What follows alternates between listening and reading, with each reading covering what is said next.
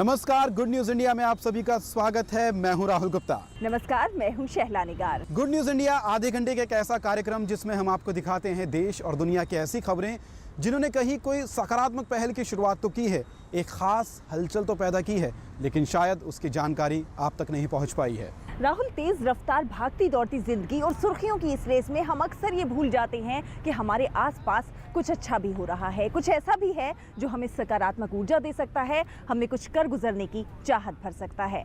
अपने इस खास कार्यक्रम के जरिए हमारी कोशिश रहती है कि हम समाज में हमारे और आपके बीच घटित हो रही इन्हीं अच्छी खबरों को चुन चुनकर आप तक पहुँचाएं। जी हाँ, चलिए आज के लिए अच्छी खबरों का सिलसिला शुरू करते हैं और देखते हैं गुड न्यूज इंडिया।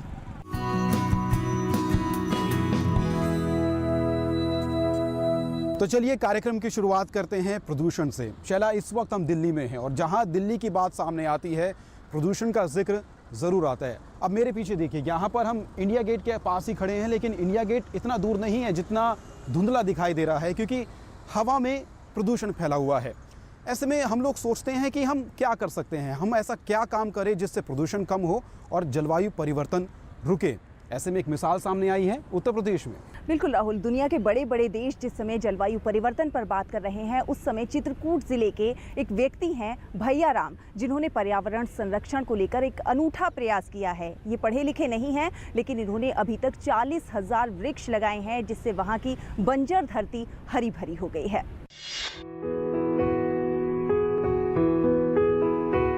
किसी ने सही कहा है कि मानव कल्याण के काम के लिए दिमाग की नहीं, दिल की जरूरत होती है। हौसले अगर मजबूत हो तो इंसान बंजर जमीन पर भी हरियाली ला सकता है। कुछ ऐसा ही किया है पिछड़े क्षेत्र बुंदेलखंड के भैया राम ने। जो इन्होंने किया वो कोई राम भी कर सकता है। भैया राम ने बंजर जमीन पर पर्यावरण के लिए ऑक्सीजन की खेती की।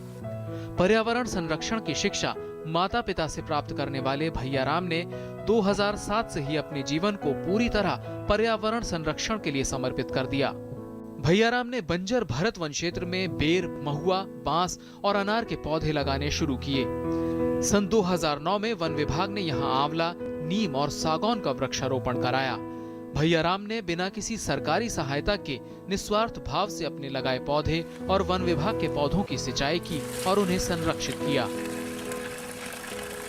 ये में मैंने लगाया बेर और लगाया महुआ और आम और ये अनार और ये करौंदा, ये इतने लगाया हूँ। और जो है तो औरा, सागवान और नीम, ये शासन ने लगवाया था।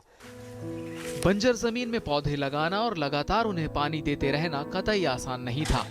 यहाँ पानी लाने के लिए ना तो कोई नहर थी और ना ही कोई दूसरा जरिया।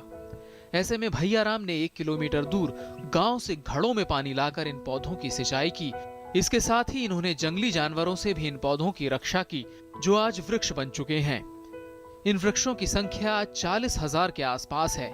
इतना ही नहीं, इस व्यक्ति ने अकेले 6 महीने में इस क्षेत्र में लगभग 3 किलोमीटर सड़क भी बनाकर तैयार की, जिसके जरिए 4 पहिया वाहन आसानी से आ जा सकते हैं।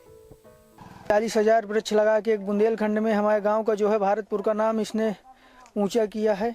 सड़क निकाली है एक, जहां आदमी चल नहीं पाता था, वहां आज गाड़ियां जा रही हैं। आज भैया राम पर्यावरण संरक्षण के प्रेरणा स्रोत बन चुके हैं। दृढ़ निश्चय और कड़ी मेहनत से उन्होंने बंजर जमीन पर हरियाली ला दी है। अच्छी खबर यह है कि पर्यावरण संरक्षण के लिए जब सरकारी तंत्र बहुत आशा नहीं जगा पा रहा, तो भैया राम जैसे लोग इसके लिए आगे आने लगे हैं, जो पर्यावरण संरक्षण का संदेश ही नहीं दे रहे बल्कि उसको साकार रूप भी प्रदान कर रहे हैं।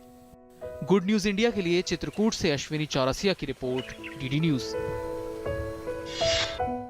तो देखा आपने, बेहद ही साधारण से दिखने वाले भैया राम ने एक ऐसा काम किया है जो बड़े बड़े ज्ञानी शायद कभी ना कर पाए। सच में शैला, ये कहना शायद गलत नहीं होगा कि बड़े काम करने के लिए, महान काम करने के लिए आपको किताबी ज्ञान की ज़रूरत नहीं है। दिल में हौसला हो, जज्बा आपका बुलंद हो, तो आप क्या कुछ नहीं कर सकते। और ऐसा ही राहुल कुछ हौसला और जज्बा दिखाया है केरल के कुछ स्कूली छात्रों ने। इन छात्रों ने अंगदान को बढ़ावा देने की पहल शुरू की है, और ये पहल इन्होंने नुक्कड़ नाटकों के जरिए जागरूकता अभियान चलाकर शुरू की है। केरल के चित्तूर में एक स्कूल के छात्रों ने कभी सोचा भी नहीं होगा कि अंगदान को प्रोत्साहन देने की उनकी छोटी सी एक सकारात्मक पहल देश भर में इतनी लोकप्रिय हो जाएगी। इस पहल की परिकल्पना कक्षा 3 के एक छात्र के एक सामान्य से प्रश्न से बनी। इस छात्र ने ब्रेन ट्यूमर से पीड़ित अपने दोस्त को ध्यान में रखते हुए पूछा कि क्या मस्तिष्क का प्रत्यारोपण संभव है। सारे अंग बदल सकते हैं लेकिन मस्तिष्क नहीं। बस यहीं से शुरुआत हुई बच्चों की एक नायाब कोशिश की।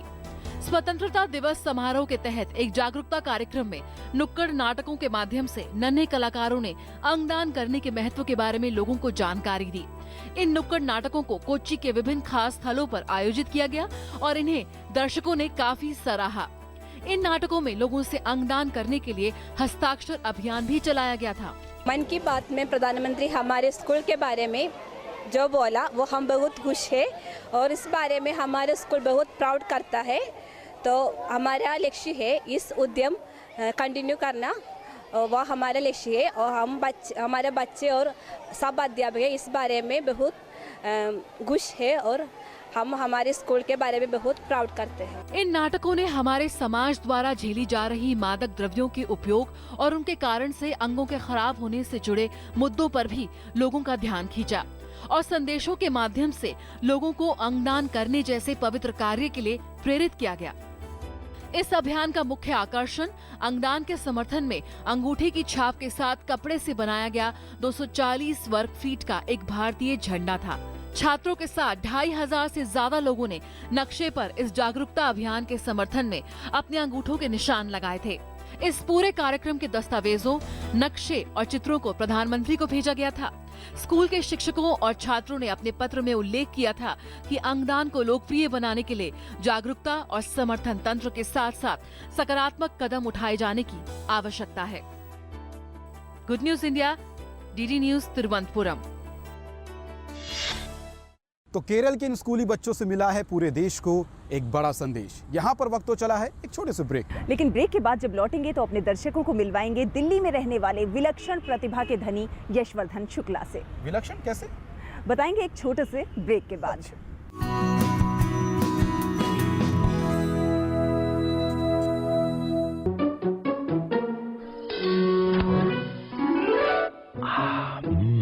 आइसक्रीम खाएगी? आइसक्रीम?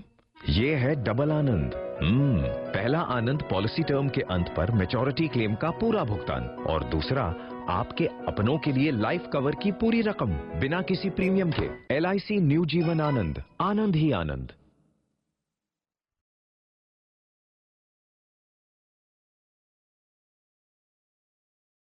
किसान भाइयों गांठ बांध लो, बात बहुत है काम की, समृद्धि के पैगाम की। मिट्टी की तुम जांच कराओ, मुफ्त सॉइल हेल्थ कार्ड ले जाओ,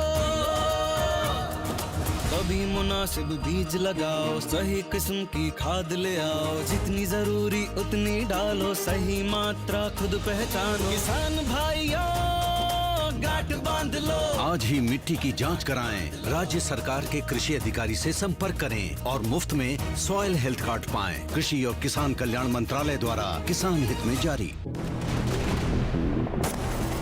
I fire hard and I fire strong. I like solving problems. Facing an enemy at a higher position is a problem. Being 2 points down is a problem. And the bigger the problem, the sweeter the victory. What do I like more? Going to battle or firing my pistol? I like the fact that I do both for India.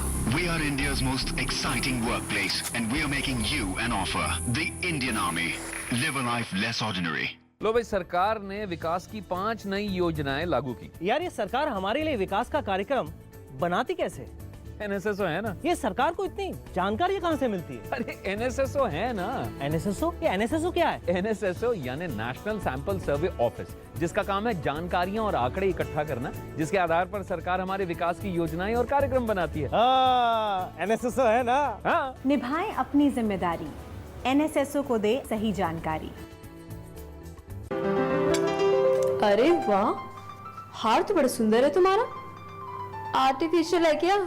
Artificial? असली सोने का है। ढेरों designs में से choose किया है मैंने। फिर तो BIS हॉलमार्क का निशान भी जरूर होगा।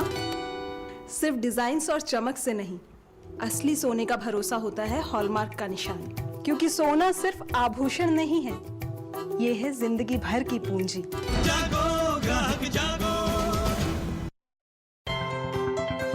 एक सपना सच हुआ जब मेरे बिजनेस का टर्नओवर 10 लाख से ज्यादा हुआ। मुझे गर्व है कि मैं service tax assessee. Life seems beautiful after achieving a turnover of more than 10 lakhs. And now I'm a proud service tax assessee. याद रखिए, 10 लाख से अधिक टर्नओवर होने पर सेवा कर देना अनिवार्य है। अब लाइन नहीं, सिर्फ ऑनलाइन। समय पर सही सेवा कर चुकाए।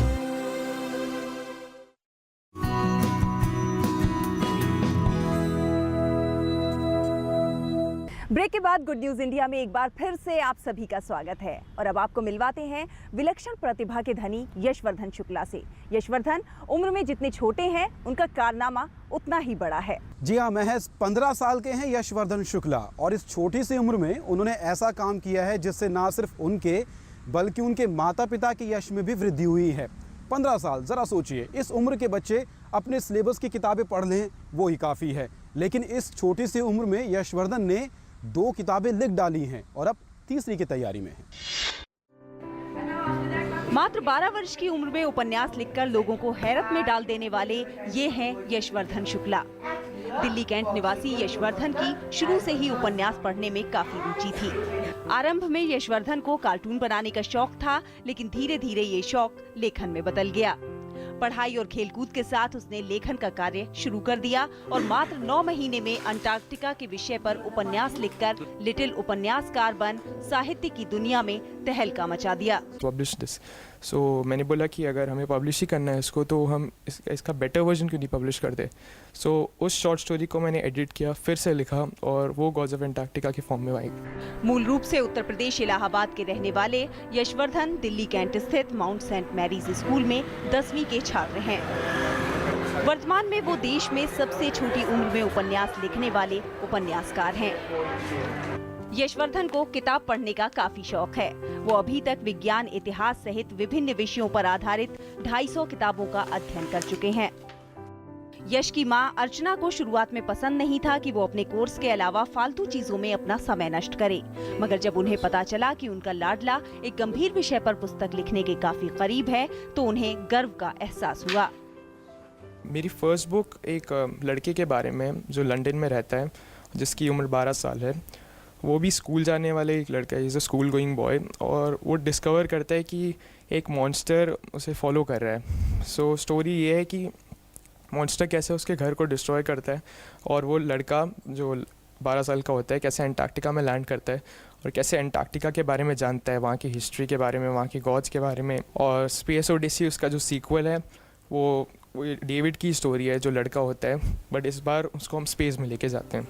यश न केवल पढ़ाई लिखाई में होशियार है, बल्कि उनकी प्रतिभा खेलकूद में भी कम नहीं है और पढ़ाई में वो हर वर्ष अव्वल आते हैं। यशवर्धन के कार्यों से पूर्व राष्ट्रपति एपीजे अब्दुल कलाम भी प्रभावित हुए और उन्होंने उसकी हौसला अफजाई की। दिल्ली से शहला निगार, गुड न्यूज इंडिया के लिए। यहाँ रुकेंगे एक छोटे से ब्रेक के लिए, लेकिन आप कहीं जाइएगा नहीं, देखते रहिए गुड न्यूज इंडिया।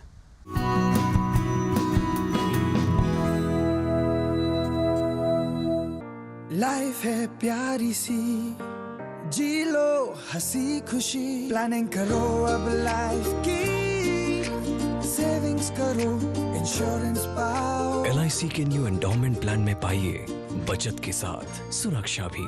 घर अपने खुशियां ले आओ।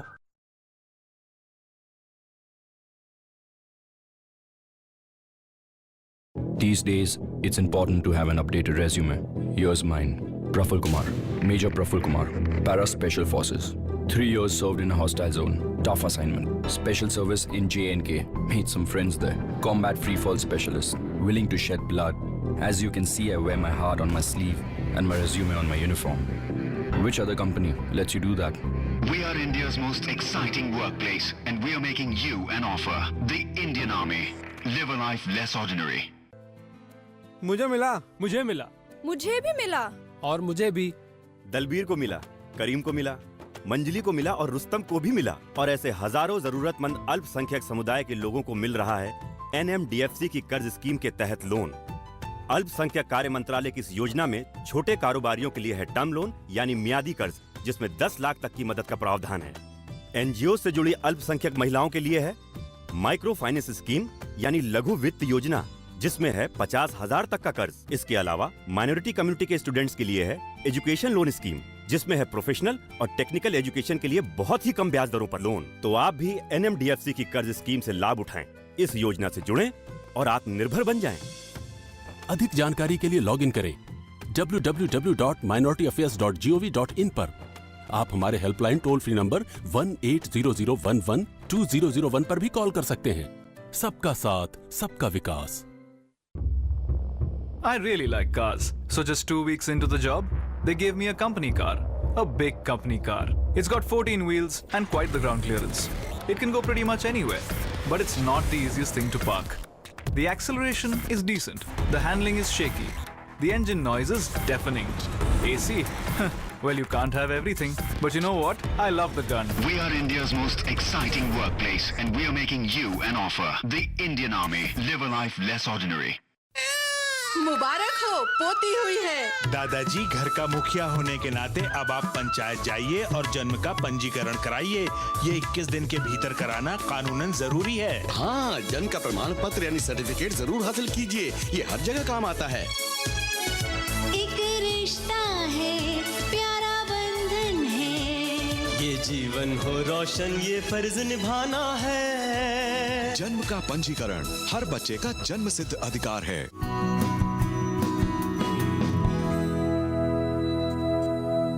ब्रेक के बाद आपका स्वागत है। आप देख रहे हैं good news India.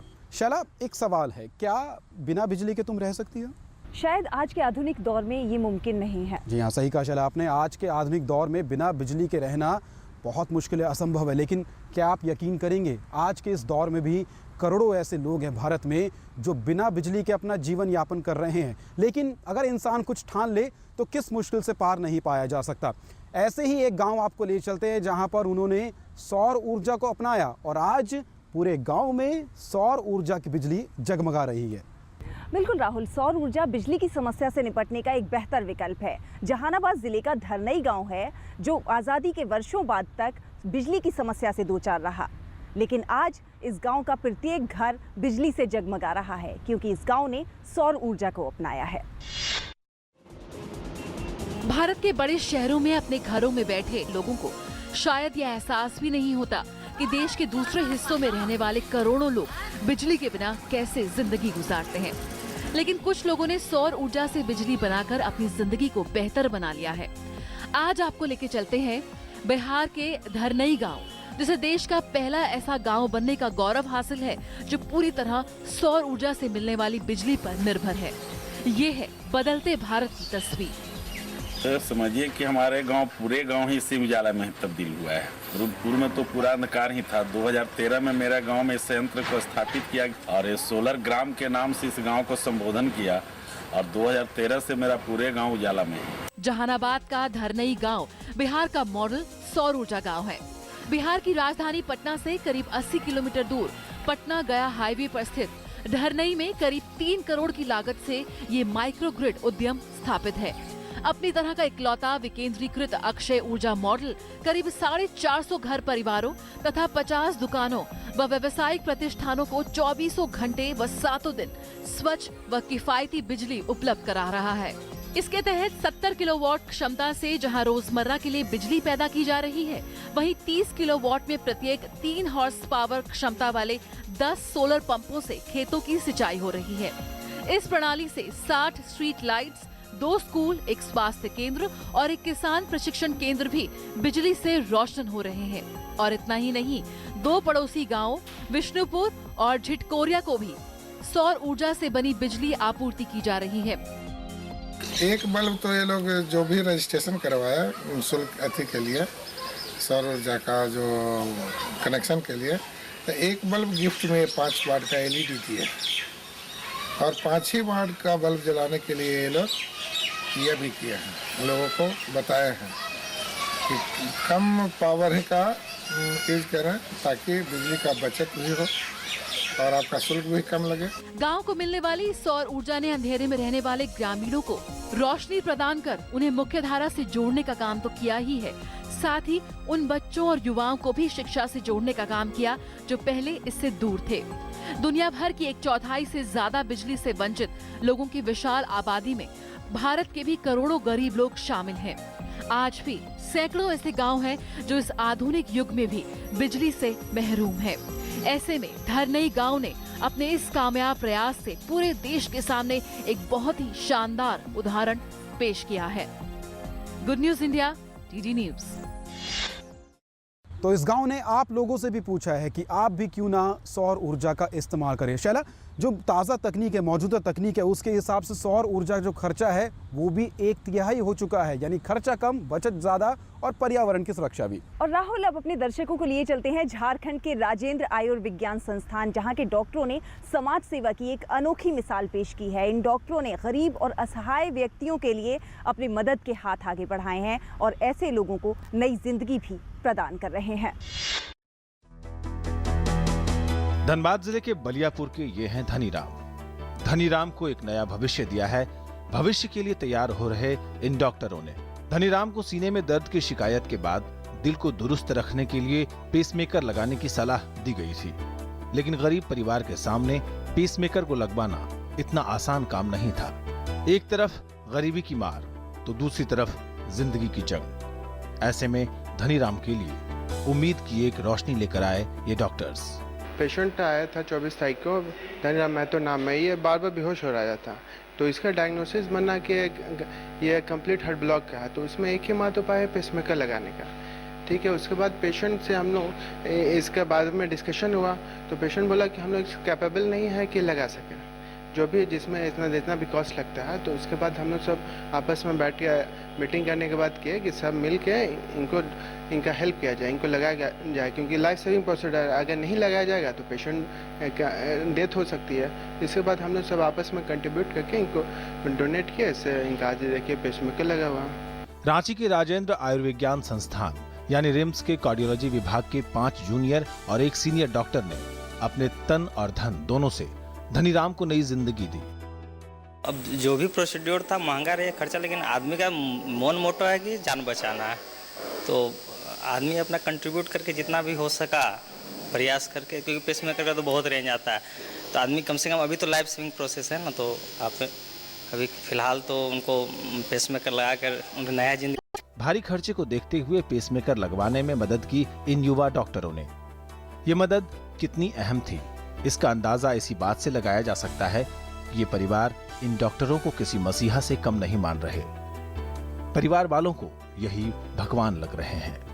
Dhaniram Mahato जी मेरा बाबूजी हैं, इनका इलाज के लिए आज पेसमेकर लगाए हैं। यहाँ के डॉक्टर जो लगाए हैं, डॉक्टर साहब का मैं बहुत बहुत आभारी हूँ। मेरे पास उतना रुपया का सक्षम नहीं था, इसलिए कारण से मैं नहीं लगा पा रहा था। इसमें से डॉक्टर साहब जो हैं लगा चुके हैं पेसमेकर, आज उनमें जूनियर डॉक्टर भी शामिल है। और डॉक्टरों के लिए तो हम तो भगवान मानेंगे, और इससे बढ़कर क्या बोल सकते हैं। डॉक्टर को भगवान का दूसरा रूप कहा जाता है। ऐसे में रिम्स के इन जूनियर डॉक्टरों ने समाज सेवा की जो नजीर पेश की है वो वाकई में इस कहावत को पूरी तरह चरितार्थ भी करती है। गुड न्यूज इंडिया के लिए सर्जुन दास और कर्मवीर के साथ दिवाकर कुमार की रिपोर्ट। तो गुड न्यूज़ इंडिया के हमारे आज के इस कार्यक्रम में बस इतना ही, लेकिन आप सभी दर्शकों को हमारा ये कार्यक्रम कैसा लग रहा है आप हमें लिखिएगा ज़रूर। यूँ तो आपकी ढेरों प्रतिक्रियाएं हमें प्राप्त हो रही हैं और बहुत अच्छा भी लग रहा है, लेकिन आगे भी आपकी ऐसी ही प्रतिक्रियाओं का हमें इंतजार रहेगा। हमारा ईमेल आईडी है dd@gmail.com। जी हाँ, यहाँ हम आपको बताना चाहते हैं कि आप भी हमारे इस कार्यक्रम में शामिल हो सकते हैं। कैसे? बड़ा आसान है। अगर आपके पास भी कोई खबर है या कोई वीडियो है जिसको आप चाहते हैं कि वो इस कार्यक्रम में शामिल हो, तो आपका स्वागत है। हम आपसे गुजारिश करेंगे कि आप उस खबर को, उस वीडियो को हम तक ईमेल के ज़रिए ज़रूर पहुंचाएं, और हम आपसे वादा करते हैं अगर वो खबर या वो वीडियो सही पाई जाती है तो हम उस वीडियो को अपने गुड न्यूज़ कार्यक्रम में ज़रूर शामिल करेंगे। फिलहाल आज के लिए हमारी पूरी टीम को दीजिए इजाज़त। नमस्कार।